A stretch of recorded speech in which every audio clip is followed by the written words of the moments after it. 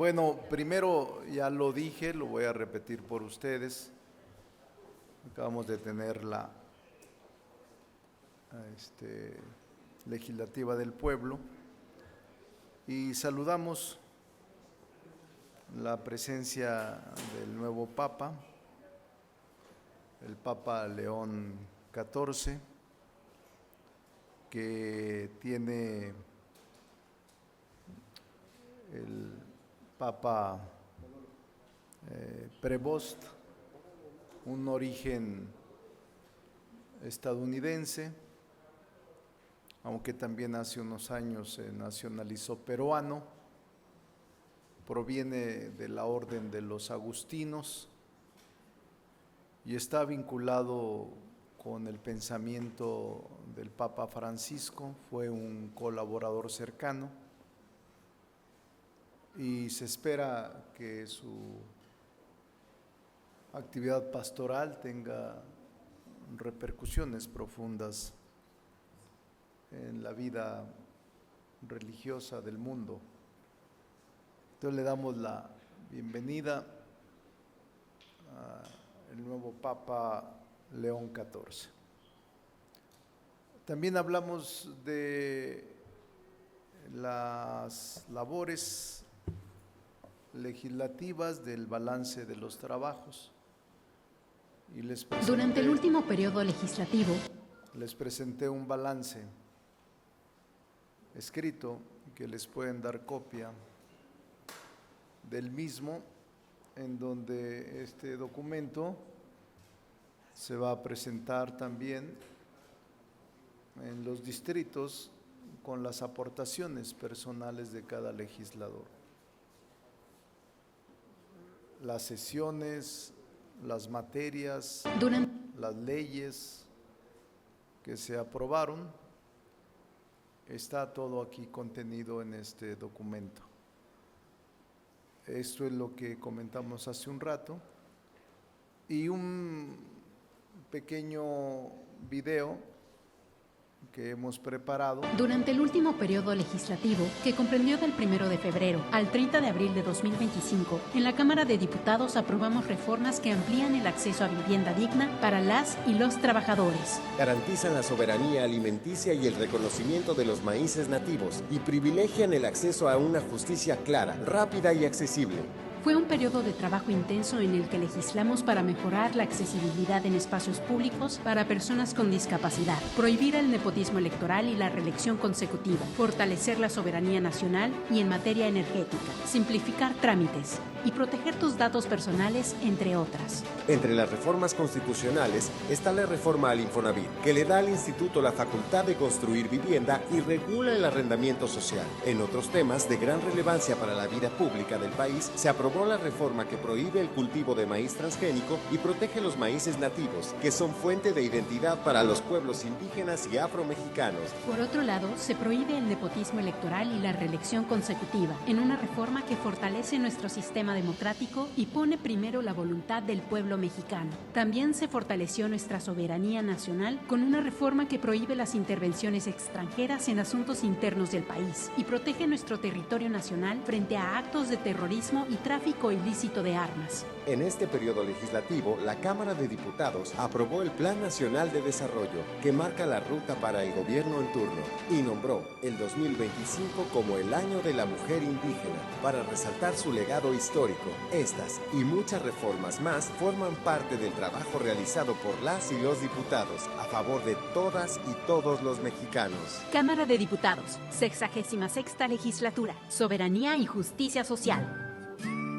Bueno, este fue el segundo tema legislativo que comprendió. Y un tercer tema fue que ya desde hace 2 días estamos trabajando con este tipo de amenazas que han surgido contra María Teresa Ili y que ya desde hace 2 días hicimos del conocimiento de la Fiscalía de la Ciudad de México la denuncia para que proceda no solo a darle protección a nuestra diputada, sino que se aclare de dónde provienen las amenazas. Ayer Arturo, el vocero oficial, emitió un comunicado a nombre de todos los diputados y diputadas de Morena, solidarizándonos con María Teresa Ili y también exigiendo que se investigue de dónde provienen estas amenazas. Seguramente lo vamos a saber pronto. Eso es lo que les comenté. Así es de que si hay alguna pregunta, estoy a sus órdenes. A ver, Margarita. Sería Margarita Nicolás, Cadena Raza. Diputado, buena tarde, diputados, muy buena tarde. Preguntarte con el tema que empezaste, lo del Papa. Sabemos, ¿ustedes qué connotación le dan a la elección de un estadounidense cuando sabemos que el mundo atraviesa por una situación muy, muy difícil debido a las medidas que ha tomado el presidente Trump, pues en contra de la migración, de la economía y todo lo que se le ponga a su paso? ¿Esto ustedes lo podrían ver como un dique de contención, pues para que le baje tantito a la beligerancia? Y sabemos que la Iglesia Católica pues es un poder económico y político y social muy, muy fuerte. ¿Qué lectura le dan ustedes a este nombramiento? Y también el hecho de que su santidad sea de la orden de los agustinos. Sabemos que los agustinos, los franciscanos y los jesuitas pues son órdenes muy beligerantes y que siempre han trabajado pues de la mano de los más pobres, de los poseídos. Sí. ¿Cuál es la lectura? Y la segunda es referente a lo de la diputada Ili, que sí se tardaron bastantito en responder, ¿no? En dar su solidaridad. No, a mí me habló hace 2 días y desde ese momento le di mi solidaridad y hablé con la Fiscalía. Ajá, pero eso fue hace 2 días. El domingo ella emitió su comunicado. A mí me dijo hace 2 días, yo no sabía, pero desde el momento en que me dijo, tomamos decisiones. Y sin el afán de ofender a nadie, a mí me gustaría saber quiénes son los solidarios con la diputada. Todos, los 253. Sí, ajá. Los que apoyaron a Cuauhtémoc Los Cárdenas 250, a Blanco los o a… 253. Nosotros estamos unidos en lo fundamental. Bueno, sobre el Papa, pues es un nuevo perfil de liderazgo eclesial promovido desde el Papa Francisco.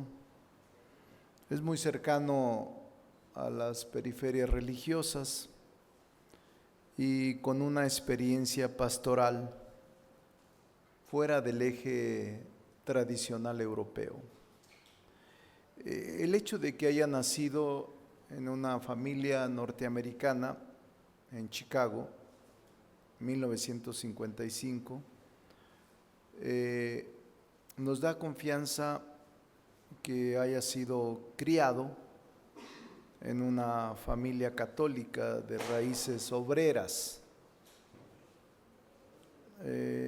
Y él, el Papa Prevost, Papa León XIV, ingresa en efecto a la orden de los agustinos, de San Agustín, en su juventud. Impulsa una vocación misionera y la mayor parte de su vida actúa en Perú, en las comunidades pobres, incluso se nacionalizó peruano. Entonces, nos da confianza que en este momento de guerra comercial, de hostilidad en el mundo, de confrontación política e ideológica, surja un papa con estas características. Nosotros le damos la bienvenida desde el grupo parlamentario de Morena y deseamos que su labor pastoral sea ejemplar y en beneficio del mundo. ¿Alguna otra? Felipe de ABC. Diputado, buenas tardes. Preguntarle, diputado, que si ya empezaron a procesar cuándo iniciarían ustedes este proceso de eliminación o reformar el artículo 109 de la Ley de Radiodifusión No. y Telecomunicaciones, y perdón, diputado, el 142, que hoy la presidenta Sheinbaum dice incluso que se quite. Sí. Esto, ¿cómo trabajarían ustedes esta Bueno. propuesta nueva de la presidenta? Sí, Felipe, recordemos que la Cámara de Origen es el Senado, no nosotros, primero. Vamos a esperar que la Cámara de Senadores concluya su análisis. La Cámara de Senadores ha diseñado un conversatorio que iniciará en los próximos días sobre esta ley de telecomunicaciones y radiodifusión. Y seguramente incorporarán todas estas propuestas modificativas al proyecto original de iniciativa. Pero es viable. Sí, sí es viable. Y el otro punto, su punto de vista, valga la redundancia, su punto de vista sobre esta polémica que ha generado y sobre todo la insistencia de legisladores de oposición de que es una reforma orientada a la censura. Bueno, pues ellos tienen su papel de cuestionar y de criticar todo, o lo que ellos consideren prudente y pertinente. Ellos están en su lucha política y así se debe de entender. No tengo comentario de descalificación contra ellos, solo sé que están haciendo su trabajo de oponerse por ser oposición, esa es su función y a mí no me extraña. Pero las cosas van a salir bien, no va a haber ninguna censura ni ninguna ley que alimente esta posición. Una última pregunta, diputado. Hoy se hace una presentación de cierto número de jueces que han favorecido a delincuentes, dándoles amparos, liberándolos, y se habla ya no se habla, viene la reforma del 1 de junio, pero ¿será viable, diputado, será viable corregir todas estas anomalías? Sí. Porque ya es muy grave lo que está ocurriendo y sobre todo el tipo de delincuentes que han liberado. Sí, yo he dicho, y ayer lo dije en Puebla, el grado de corrupción, el grado de putrefacción en el que se encuentra el Poder Judicial Federal no permitía que continuara. Por eso la reforma judicial viene a aligerar y a limpiar esta putrefacción. Para mí es indispensable la elección y para mí es fundamental que la gente participe en la elección de sus jueces, magistrados y ministros. No puede el país seguir con un esquema donde las redes de corrupción y de complicidad, nepotismo, fueran las que dominaran las decisiones del Poder Judicial.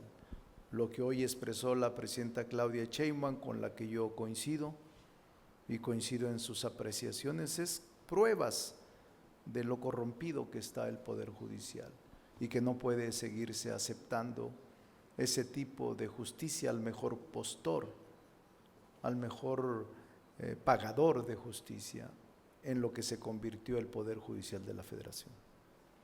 Ahora Juan Pablo Guerrero, Canal Congreso. Diputado, buenas tardes. Preguntarle en primer lugar si ya han conversado en la bancada de Morena sobre la posibilidad de ya formalizar esta comisión sobre el FOBAPROA para dar a conocer lo que conoció en 1988 y qué trascendencia tendría pues recordar esa coyuntura. No, esto se los dije hace 2 días, no nos hemos reunido en el grupo parlamentario, seguramente en los próximos días lo vamos a decidir, seguramente la semana que entra que nos reunamos y les comento. Vamos a revisar esto que decía ayer la presidenta, de ver el informe de la Auditoría Superior de la Federación de 1997-98. Estamos rastreando esos documentos y estamos rastreando los resultados de la auditoría. ¿Usted cómo recuerda esa coyuntura? ¿Qué representó el FOBAPROA para el destino? Fue un golpe duro para el país. Fue una decisión para mí salvaje, de profundas consecuencias, hasta ahora resentidas por la población, porque seguimos pagando el FOBAPROA a quienes no fuimos beneficiados con él.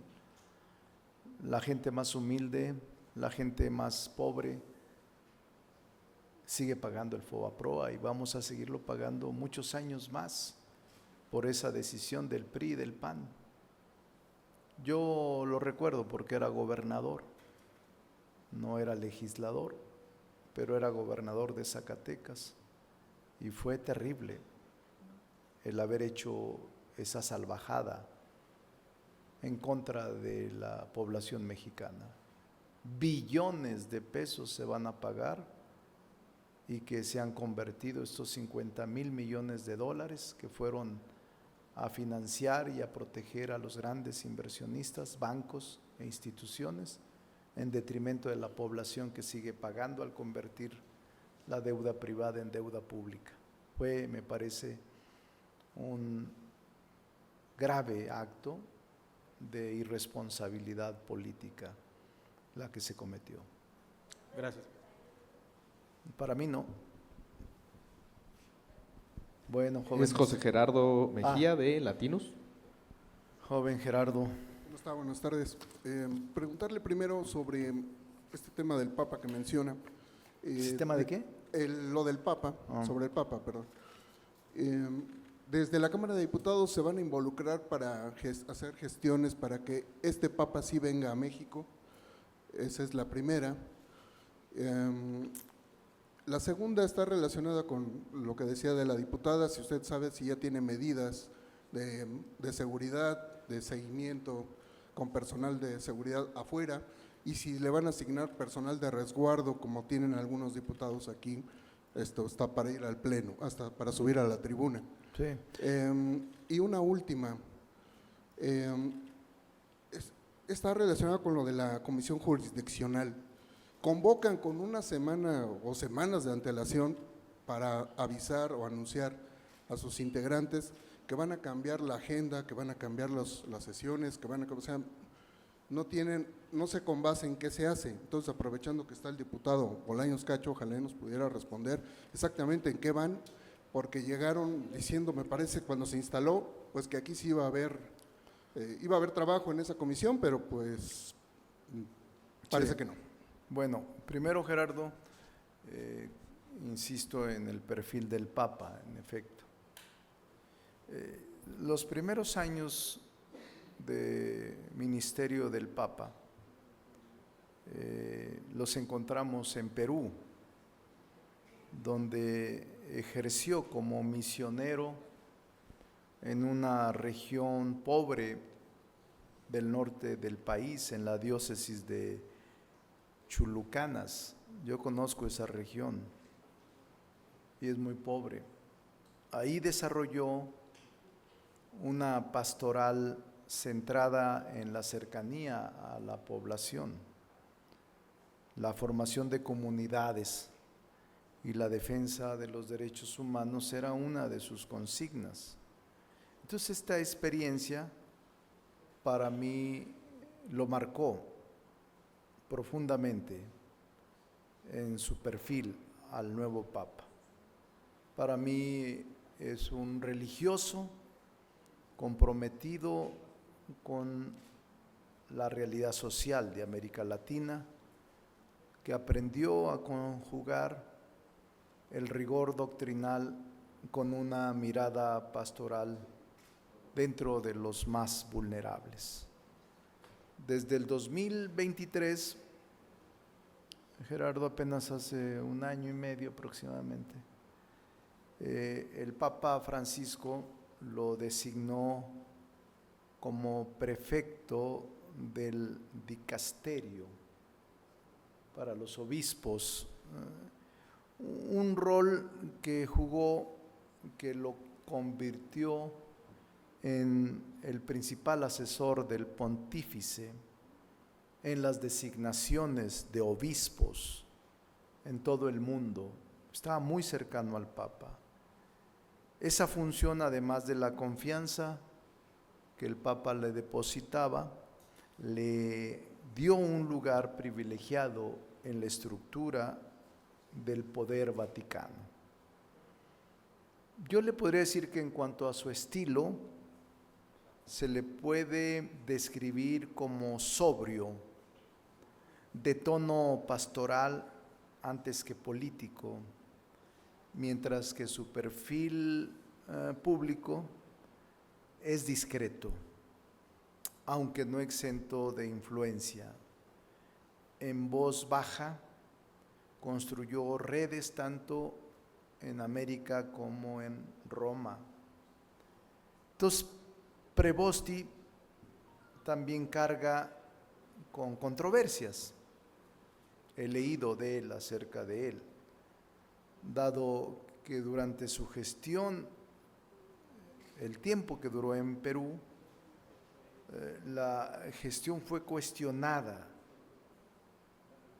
por encubrimiento en algunos casos dentro de su diócesis, aunque nunca hubo denuncias formales, nunca hubo cargos, sino mediáticos.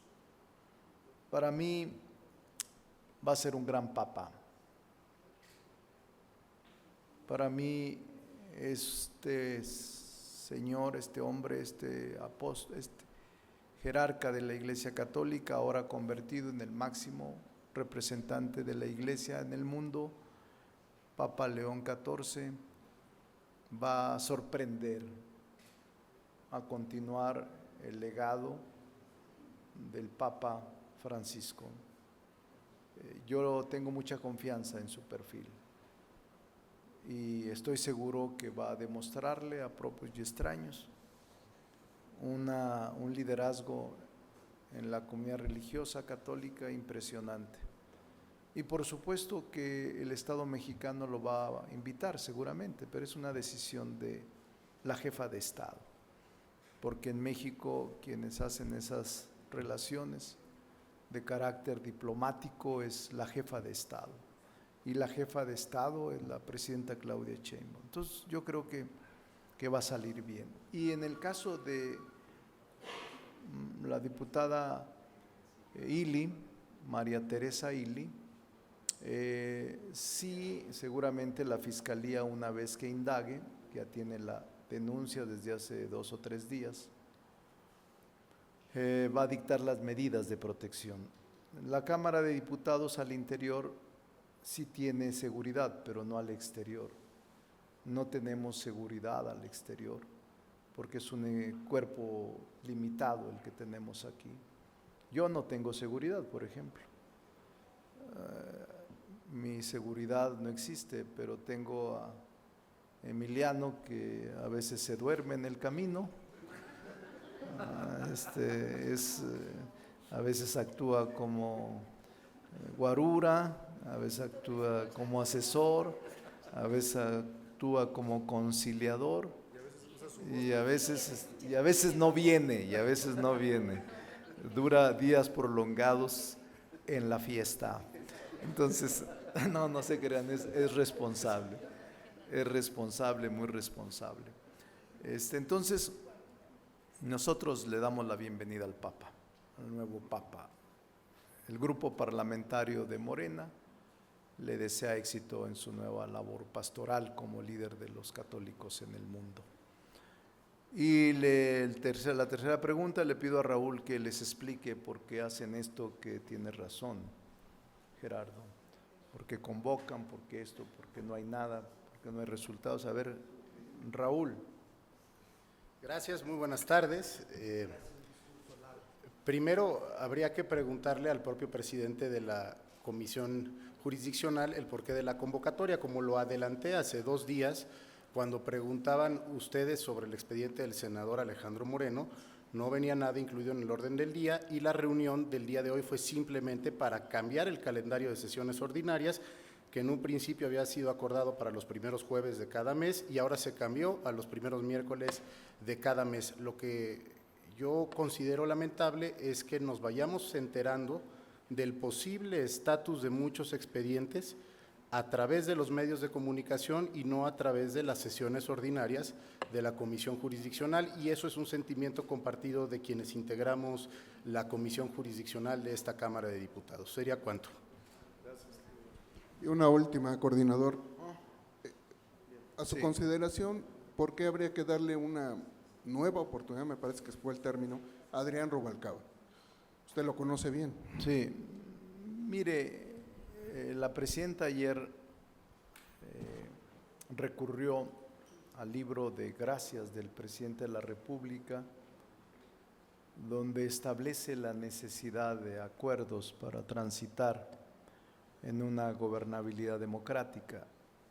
Yo tengo una buena opinión de Adrián Rubalcaba, porque Adrián Rubalcaba renuncia a su partido en un momento clave de nuestra elección y se incorpora a nuestro movimiento.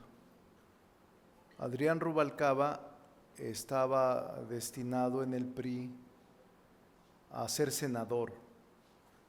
Él era el que más cercano estaba a la decisión de encabezar la lista, que aun cuando hubiese quedado en el segundo lugar, habría asumido, desde mi punto de vista, el cargo de senador.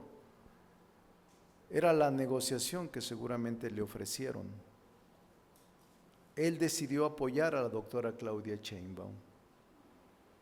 Y yo percibo que en Morena, desde que el presidente López Obrador convocó a una amplia cruzada democrática, en donde vinieron militantes del PRI, militantes del PAN, militantes de MC, militantes del PRD sobre todo, e incluso gente sin partido, sin vinculación política, se hizo una mezcla de personalidades del mundo intelectual, académico, político, partidista, y eso fue lo que para mí dio base al triunfo electoral contundente de la doctora Claudia Sheinbaum.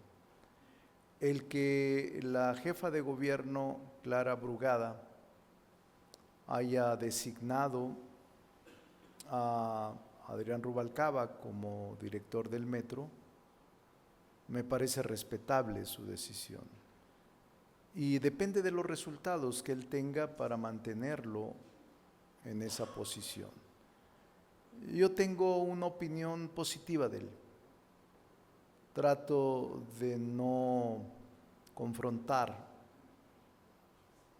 perfiles, ni tampoco pasado. Veo el presente y vamos a analizar y a ser muy cuidadosos y muy críticos en su desempeño, como a todos los que trabajan en el gobierno con la presidenta, que provienen del movimiento, y los que no también. Pero en el gabinete mismo de la presidenta hay muchos que no son militantes de Morena. Casi le diría un porcentaje mayor: el secretario de Salud, el secretario de Agricultura, la secretaria de Energía. Varios secretarios de Estado no provienen de la militancia activa de la dirigencia de Morena y están desempeñando con eficacia su papel. Aquí mismo en la Cámara hay diputados que son externos, no son militantes de Morena, y han hecho muy buen papel. Entonces yo tengo confianza en que Adrián Rubalcaba se saque la espina frente a los militantes, actúe con honestidad, con rectitud y con amor a México. Ahora sigue Fernando Damián, de Milenio. Fer. ¿Qué tal, diputado? Buenas tardes a todos. Diputado, tengo dos temas. El primero de ellos, a principios de la semana el presidente Trump declaró sobre el Tratado de Libre Comercio que, bueno, urge él a revisarlo y señala que se trata de perfeccionarlo o de plano darlo por terminado. En este sentido, preguntarle si usted ve en riesgo el acuerdo comercial trilateral de América del Norte y, en su caso, ¿qué estrategia recomendaría o tendría que tomar el gobierno de México pues para evitar pues que se dé fin a este tratado? Fernando, para mí el tratado comercial México, Estados Unidos y Canadá va a continuar. Es indispensable. Obviamente habrá rediscusión en algunos temas que le interesa a Estados Unidos, otros a México y otros a Canadá. pero va a haber tratado comercial, se lo aseguro. De no hacerlo, sería suicida para los tres países. Ninguna de las economías será tan fuerte como es ahora de manera aislada e individual, y frente al crecimiento del bloque asiático, del bloque europeo y de bloques de economías que están surgiendo con fuerza, como la rusa incluso. Entonces tenemos que estar unidos en esta parte del continente y fortalecer nuestros lazos comerciales. Cualquier persona lo puede entender y creo que el presidente Trump lo va a entender muy bien.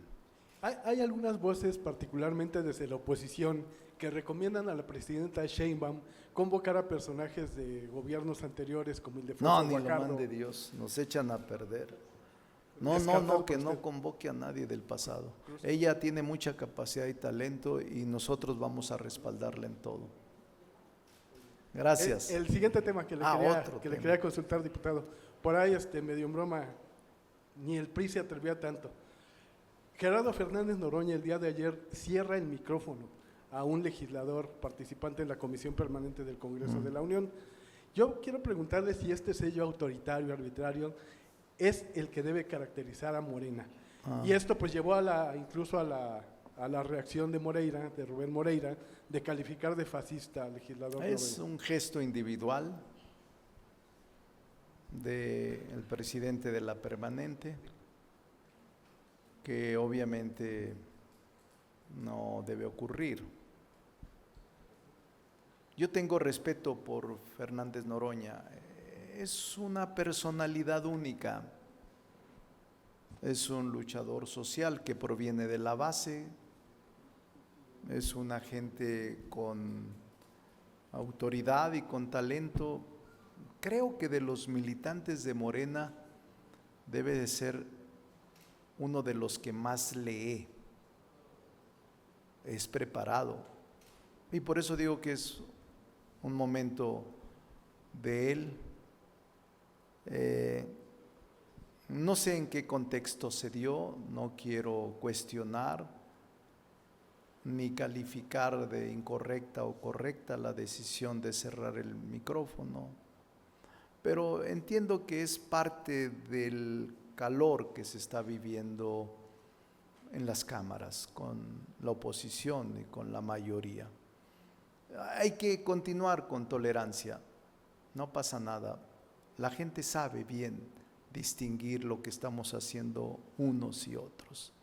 Y lo que tenemos que hacer es ayudarle a la presidenta de la República, los que simpatizamos con el movimiento, a hacer bien las cosas, ya que la gente no desconfíe de nosotros en el ejercicio de la función pública que ellos nos ordenaron encabezar.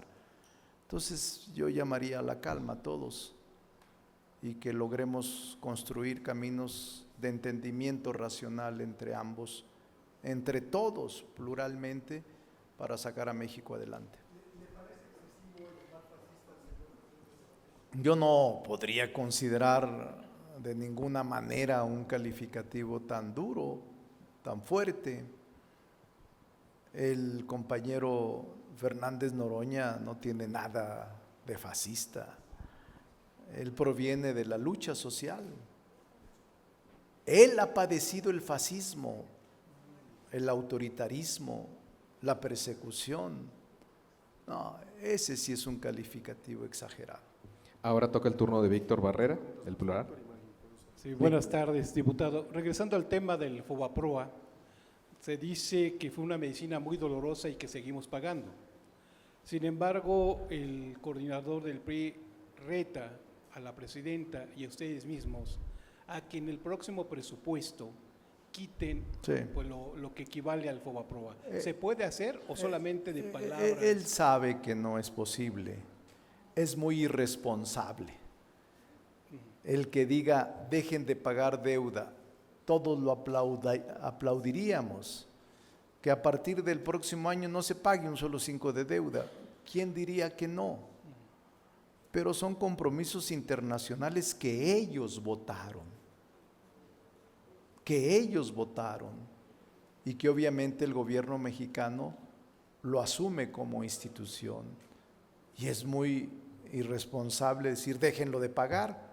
Pues ustedes son los que decidieron esta medida que siguen pagando los mexicanos. No es posible técnica, financiera, políticamente, porque hacer eso nos aislaría del mundo y nos colocaría en un país vulnerable y desconfiable del cumplimiento de compromisos internacionales.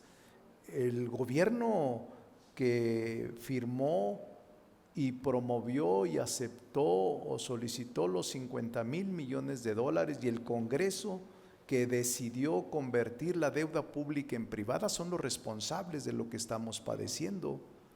Nosotros no lo vamos a hacer, no lo hemos hecho y no lo vamos a hacer. Uno de los temas de la pandemia, cuando al presidente López Obrador prácticamente en coro le exigían que endeudara el país para poderlo dar a los empresarios que estaban en quiebra o quebrando con motivo del cierre de empresas, el presidente dijo no, de ninguna manera. Eso debió haber sido el presidente de aquel momento. El presidente López Obrador actuó con responsabilidad y no sobreendeudó al país por el momento que vivía de la pandemia para rescatar empresas y no pasó nada. Al contrario, él rescató, pero a los más pobres, en la política social, a las personas que más necesitaban. Eso debió haber hecho el expresidente que en el momento del FOBAPROA contrató esta carga tan pesada para el país. Sí, bueno, se adelantó en la respuesta porque también señalaba que eso venía escrito o viene escrito en el libro de Andrés Manuel López Obrador, Sí, venía que sí escrito. se puede eliminar. Bueno, se adelantó. Sí. Una segunda es, estamos ya en un mundo de guerra comercial, donde México está en la mitad del camino. Es decir, somos socios comerciales importantes, los número 1 con Estados Unidos, y sin embargo México todavía no ve el famoso nearshoring que tanto se había señalado. México todavía tiene la oportunidad de tener ese nearshoring cuando un inversionista, cuando viene a un país o cuando va a un país pregunta, ¿tienen agua? ¿Tienen electricidad? ¿Hay Estado de Derecho? ¿Hay seguridad? Y bueno, creo que faltamos un poco en eso. Podemos entrar en esa posibilidad Sí. porque el crecimiento que dicen los analistas de menos 0,3%, Sí. 0.3% puede darse, y dice la Secretaría de Hacienda, no, podemos llegar por lo menos al 0.6%. Sí, yo creo y tengo mucho optimismo por mi país. No puedo convertirme en detractor pesimista. Yo creo que el nearshoring o relocalización está funcionando. Y cuando vienen esos empresarios, ¿tienes agua? Sí. ¿Tienes energía? Sí. ¿Tienes seguridad? Yo te diría sí, en términos generales. Evidentemente estos son índices y factores que todo inversionista te pide antes de venir a México a invertir su dinero. Estos factores, elementos, siempre te los piden. Servicios, salud, impuestos, seguridad, desarrollo. México los puede ofrecer. De hecho, los está ofreciendo y por eso no han dejado de continuar invirtiendo en México países extranjeros, inversionistas extranjeros que anuncian todos los días nuevas inversiones en México. Entonces yo soy optimista y vamos a superar esta etapa en la que algunos nos encuentran rezagados. Por último, Margarita Nicolás, de Cadena Raza. ¿No habías hablado De última hora, diputado, Che, de última hora. Uno es un breviario cultural. Ah, bueno. Según yo sé, Emiliano se duerme cuando te acompaña porque no ve peligro, pero cuando ve que hay por ahí algo que no le acomoda, pues siempre está bien despiertito. Y la otra, a la diputada Maribel, pues logró una victoria muy, muy importante frente a los órganos electorales porque le dieron la razón de que los mexicanos que viven en el extranjero y si vienen a México con su credencial vigente de elector, puedan votar el 1 de junio, que se le había negado ese derecho. Me gustaría conocer tu opinión y la de Maribel, si le permites. Que me parece Gracias. muy buena decisión, muy buena decisión. Creo que eso va a ayudar a que los mexicanos radicados en el exterior puedan ejercer el derecho, aunque sean las fronteras. Va a haber casillas especiales, entonces está muy bien. Están diseñándola, todavía no está totalmente resuelto. Y a ver. Sí, gracias, doctor. Sí, Mago, pues estamos muy contentos porque hoy precisamente acaba de terminar la sesión del INE, donde acaban de determinar que sí voy a poder votar en una casilla especial. Y bueno, pues esto, por supuesto, tuve que promover un juicio para la protección de los derechos político-electorales. Hoy sale a mi favor, pero esto abre el camino para todos mis paisanos allá que quieran promover este mismo juicio. Pueden hacerlo y van a poder votar, pero tienen que hacer este juicio y es muy sencillo y muy rápido. Así es que mi caso queda de precedente para que ellos puedan hacerlo. Se pueden acercar a mí y con mucho gusto podemos orientarlos. Gracias. Sí hay tiempo, sí hay tiempo. Bueno, Margarita, sí hay tiempo. Ya vi que eres una de las simpatizantes del gran Emiliano. Lo cuidas. Bueno, cuídate. Gracias a todos y a todas. Gracias a todos.